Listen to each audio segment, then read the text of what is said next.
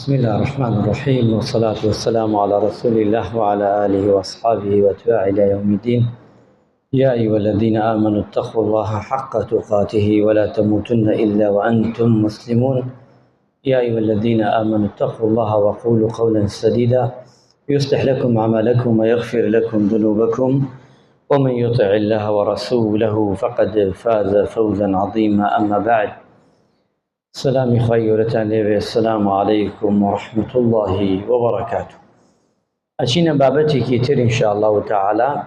بناء الشباب ومكانتهم في الإسلام، واتات شون گەنجەکان من دروست بکەین لەسەرچی ئەساسێ ئەو گەنجانەی کە لە کۆمەڵگای ئەمڕۆ هەیە فێری چی بکەین و چۆن بەرنامە ڕێژی دانین بۆی گەنجەکانمان نەفەوتێت. چونکە لە زمانی ئەمڕۆدا ئەگەر سێر بکەین زۆر ئیشەکرێ لەسەر گەنجەکان، ئەبێ ئێمەش وریابین مامەڵەیەکی حەکیمانە بکەین لەگەڵ ئەو گەنجانەمانە، چونکە ئەو گەنجانە دەرگایان بۆ کراوەتەوە بۆ خراپە بە هەموو شێوازێ، بەڵکو دەعم شەکرێن، بەڵکو یارمەتیش ئەدرێن، پارەیانش پێ ئەدرێ، بەس بۆ ئەوی گەنجەکانمان لە خشتە دەرکرێن و تووشی مصیبەت و بەڵا بن. ئەبێ ئێمەی گەورە ئەوەی کە لە گشتمان گەورەترە تا تێتە خوارەوە بە چاوێکی چی بەو چاوە سێر بکەین کە پێغەمبەرگیانە فەرمی عەلەیهی سەڵات وەسەلام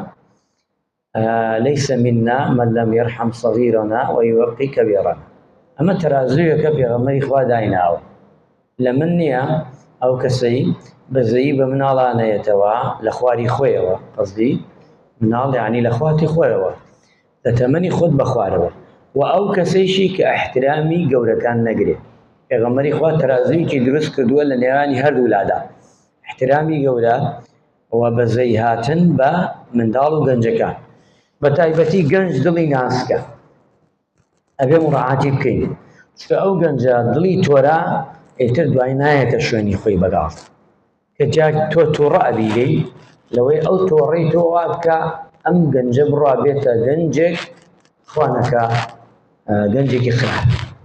دەستکاتە شتە خراپەکان، هۆکار و سەبەبش ئەو کاتە تۆ دەبیت یان من ئەبم هەر کەسێک بێت. ئەبێ بزانین ئیسلامی زۆر بایەخی داوە بە گەنج، هەر تەماشاکە هەموو پێغەمبەران لە دەوری کۆبوونەتەوە، ئەوانەی کە کۆبوونەتەوە گەنجەکان بوون، و لە هەمان کاتچە ئەو گەنجانەی کە لە دەوری پێغەمبەری خوا صلی الله علیه وسلم کۆبوونەتەوە هەر گەنج بوونە، چونکە گەنج ئەتوانین ئەو گەنجانە خزمەتیان پێ بکەین،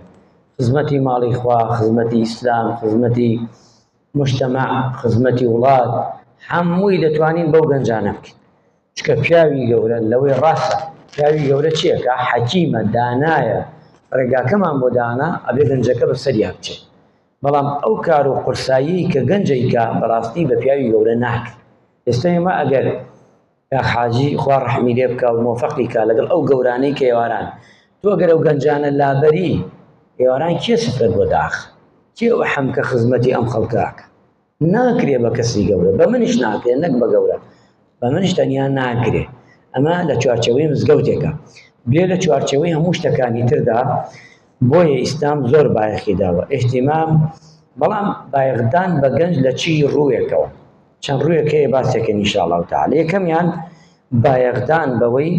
ئەم گەنجە دامەزرێنی لەسەر دینێکی مستەقیم و ڕاست، وكذلك جعلناكم أمة وسطا، لەسەر ئەو دینە وەسەطیە، نە زۆر تووڕە و دەرچێ گەنجەکە لەو لاوەسەری لەشتی خراپە دەربچێ، ئومەت هەمووی بە کافر بزانێ، ئەمە مشکیلەیە. واش نەبێ سارد و سڕ بێ، ئەمەنە سارد و سڕ بێ، سیرەکەی هەموو شتێک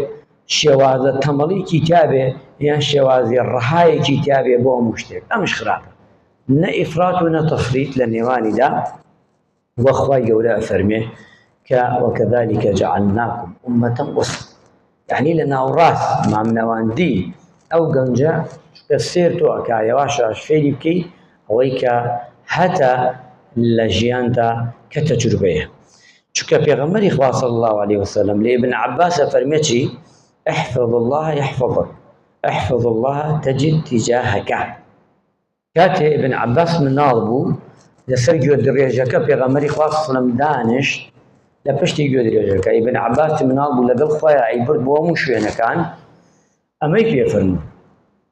يعني ئامۆژگاری کرد وەسیەتی پێکرد ابن عباس احفظ الله يحفظك پارێزگاری بکە لە حدودی خوا خوش ئەتپارێزێ کوڕە شیرینەکەم ئەمە پێوتووە یان فەرموویتێ احفظ الله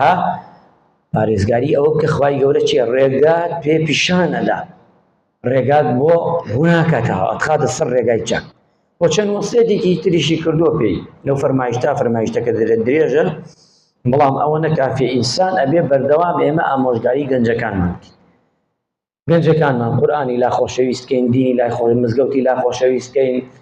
ئێواران دێ بۆ نمونە بۆ مزگەوت ڕەمەزانە دێن ئەو مناڵانە ئەو گەورانە گشتیان واون برای ئێمە زۆری نەمان پەروەردەی مناڵی مزگەوتی من خۆم پەروەردەی ئەم مزگەوتم لە مناڵیە هەر لە مناڵی و هاتووم هەتا ئێستا ئەوە تا ئێستا من ئەو کەس جەنابتانش وا تاکیدم جەنابتانش هەر پەروەردەی مزگەوتەکانن یەواش یەواش ویتەندە پیاوێکی گەورە ئێستا خەڵک سێردەمی ئێوەکە ئەبێ ئێمە وا بڕوانین بەو گەنجانەمان هاتوون سوپاس بخوا گەنجێکی زۆر ڕووی کردە لە مزگەوت ئەمساڵ لە ڕێژەکانی تر ببینە لە شەو نوێژەکانە ببینە لە تەراویحەکانە سبحان الله سێرکە ماشەڵڵا سێر گەنجەکان و مزگەوتەکانمان ببینە زۆری گەنجەکان نوێژەکەن بەرەو گەنجە چی ئەوە نیشانەی خۆشەویستیە نیشانەی ئەوەیە گەنج دینی خۆشەویست ئێمەش دەستیان بۆ بکەینەوە قسەی خۆشیان بۆ بکەین هەڵیان بوو هەڵەکەیان بۆ چاکەینەوە تشجیعان بکەین لەسەر کارە چاک ئەو پیاوە گەورانش ئەتوانن مەشقەیەکی زۆر جوان بن پێغەمبەر ئاسا عەلەیهی سەلام یان ئەسحاب ئاسا دووەمیان ئیلتیزام ئەو گەنجە فێری ئیلتیزام بکەین ئیلتیزامێکی بەدینەوە سیمایە یعنی سەر کەسێک کە بانگ نەدا گەنجێک کە بانگ نەدا ئەبێ جیاواز بێ لە گەنجێک کە بانگ نادا گەنجێک سەو گەنجە بەرنوێژیەکە ئەبێ لەمە دووە ئەبێ ڕەفتاری جیاواز بێ لەگەڵ گەنجێکا کە بەرنوێژی ناکە پیاوێک کە ئێواران دێ خزمەتەکە لە مزگەوتە ئەبێ جیاواز بێ لەگەڵ پیاوێکی تردا هەنایە بۆ مزگەوت ئەهلی مزگەوت ئەبێ جیاواز بێ ئەمانە گشتی فەرق و جیاوازەیەکی هەبێ ئەگەر وانە بێ خراپ چونکە ئەبێ ئەو کارانەی کە ئەکەی تەئسیری تیابێ چونکە گەنجایەتی وەک نەبی ئیبراهیم يا أبتي لا تعبد الشيطان إن الشيطان كان للرحمن عصيا هخواي پروردگار أفرمين كإبراهيم كاتي گنج بوه بباوكي وتوه أي باوي جان أي باو شرين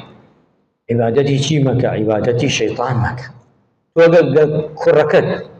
كشكت ديندار بي أقا هلاش كي دفتقريك أجا باوي جان أما مكا أما خراب چی کوڕ بێ چی کرد بێ تەنانەت خێزان تش ئێمە باسمان لە گەنجەکانمانە چونکە هەوڵ دەبا کوڕ و کچەکەت دیندار بێ پەروەردەی بانیان زکرەکان بکە ئێواران ئێمە کاکە فەقێ بووین واجب بوو لەسەرمان واجب بوو مامۆستا واجبی کردووە بێ زکری بەیانی وارە بکا فەقێ ئەبە بەیانی جوزێ قورئان بخوێنێ نییە خەوتن ئەمانە دەستور بوو لەو مزگەوتەی لەو حوجرەی لای مامۆستا دەخوێنی ئەمانە دەستور بوو بە فەقێ نییە نەبوو عقوبەیە چکە بۆ ئەوەی تۆ ئەمانە چونکە ئینسان